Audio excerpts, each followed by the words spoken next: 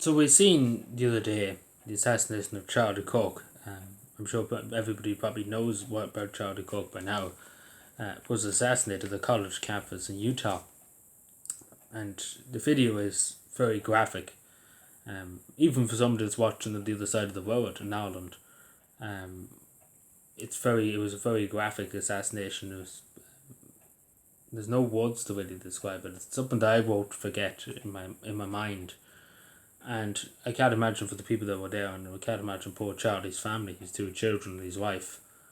Um, Regardless of your political view, and I think this should be the thing, regardless of your political view, regardless of what you think of whoever, you're allowed to think whatever about anybody. There's nothing to say you can't.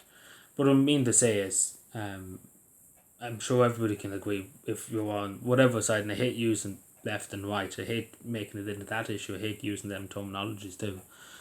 But nobody should be assassinated. Nobody should be assassinated for their beliefs or for their opinions. I think everybody can agree on that. And it goes into my issue, I suppose, that we have to talk about, that has to be addressed in society. Because we see it seeping into, we've seen it over the last few years seeping into every society. And this is the divisiveness of modern politics, particularly when it comes to either people, from the left. I hate using the left and right terminology. Believe me, I don't like using this much because it's pretty much dividing people into different groups and stuff, and then it's pretty much divisiveness straight away. But it's to do with modern politics too, because it's just constant divisiveness, I suppose. And of course, there's people that would like people to be divided. Governments and stuff would like people to be divided, so people don't come together and challenge governments. And that's pretty much the whole idea of many modern societies now in the West. That people are so divisive that they can't take proper stance against their governments, etc., etc.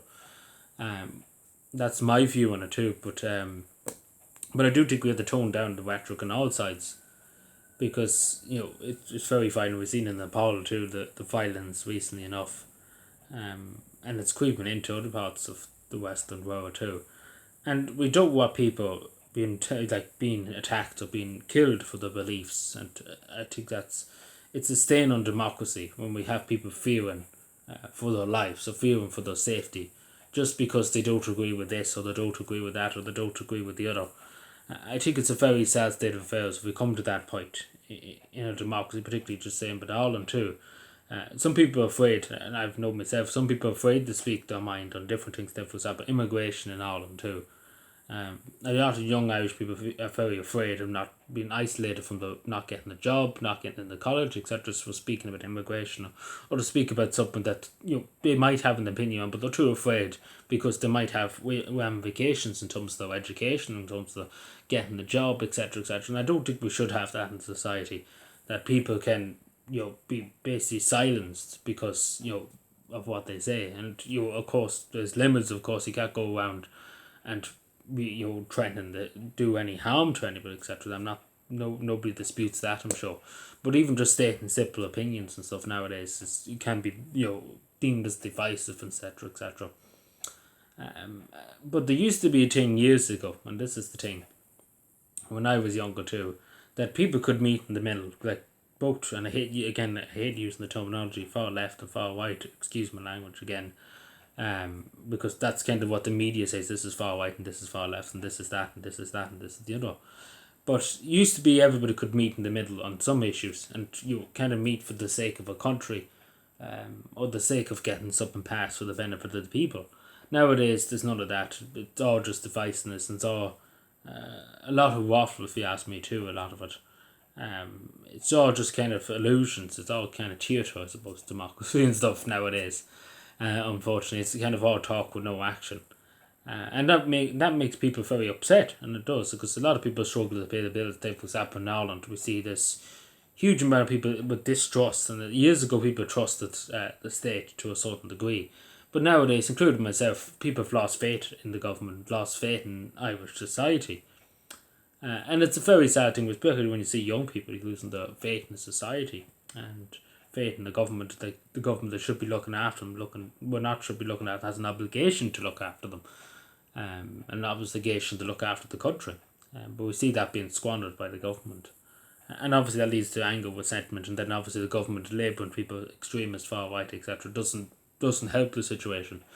Regardless of what's your view on it, as I say, immigration, right? Regardless of what's your view, we have to try and get away from labelling people these things, because it is causing divisiveness, and not even that too.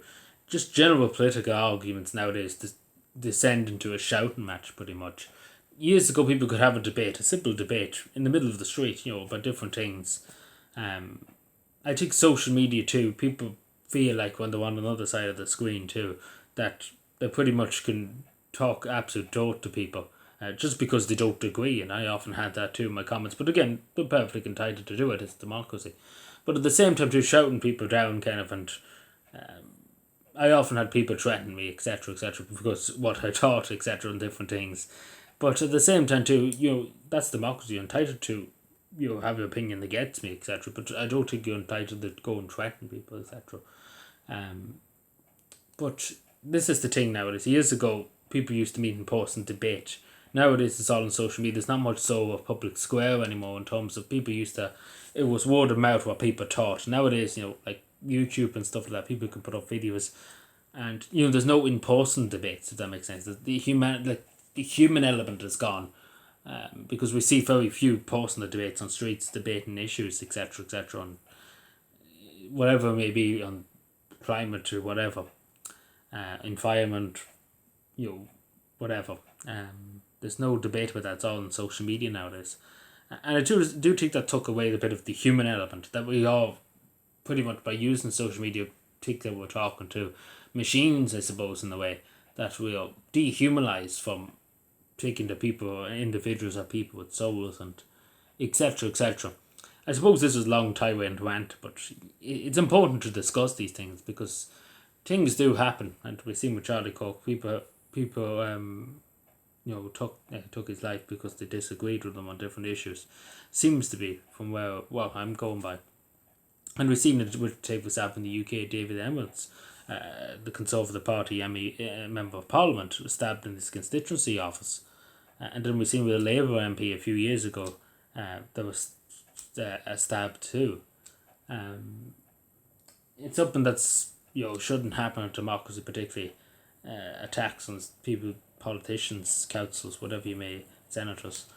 It shouldn't happen. It really shouldn't happen, because it's a very bad standard, because people who want to make a difference and stuff, they'd be terrified to go forward for politics. Politics can be hard, and I often am hard on politicians, local councils, etc. But at the same time, I do get that it's not an easy job. You deal with a lot of, not really slack, but too, you see an awful, people being hurt, etc. So people waiting for operations. Whole traumatic stuff too you have to hear and stuff. And I've heard them traumatic stuff. People waiting for operations, people dying waiting for operations. And young people, particularly young people, taking their lives because they can't get any help, etc. It's dreadful stuff, and I don't know, but again, some politicians just don't care and immune to all that, like emotional stuff. I don't know, would I be? I suppose I'm too pure-hearted, I suppose, and I'm saying that because I know myself. I'm too, what would you call it? Pure-hearted, I suppose, in terms of these issues. But yeah, we don't want that to happen to people who want to make a difference, who want to kind of do good for the country, for example, for Ireland, are afraid to go forward because they might be attacked, assassinated, God forbid. We don't, even though I don't agree with you, you still have a right to your voice. You still have a right to be elected by the people to serve the people. This, I disagree. Take for example, people for profit, the Labour Party, Sinn Féin. Probably the majority of the parties in Dáil Éireann in the Parliament.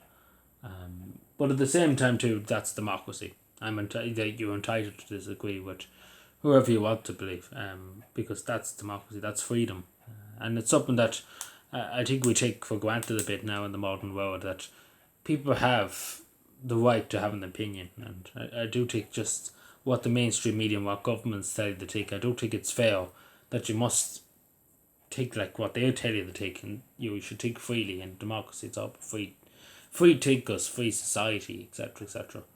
I suppose this is a long tie end, but I suppose the main point I want people to take in that regardless of what side you're on, I hate using this again. People who often watch me would know, but I hate using the terminology of left and right. But we kind of have to, we do have to tone it down a lot on all sides, because human life's very valuable. As a Christian, it's a very valuable thing. Regardless of your views, um, people are entitled to have their opinions, regardless of what you believe. I could have my own views and things, and I won't take it against anybody. So it's that I would still talk to them on the street if I knew them. I would still say hello to them. There's people I went to college school with. They might have been more left leaning than me, because I'm more conservative leaning. But I still would talk to them if I seen them on the street. I'd still say hello to them. I have a discussion with them.